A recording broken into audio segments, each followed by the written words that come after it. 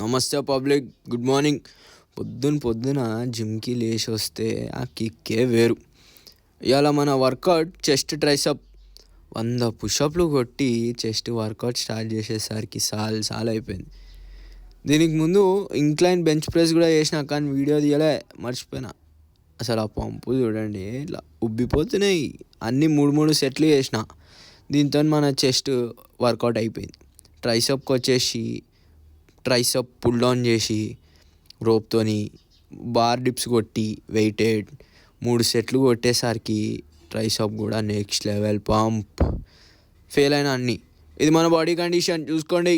Max పంపులే పోలే.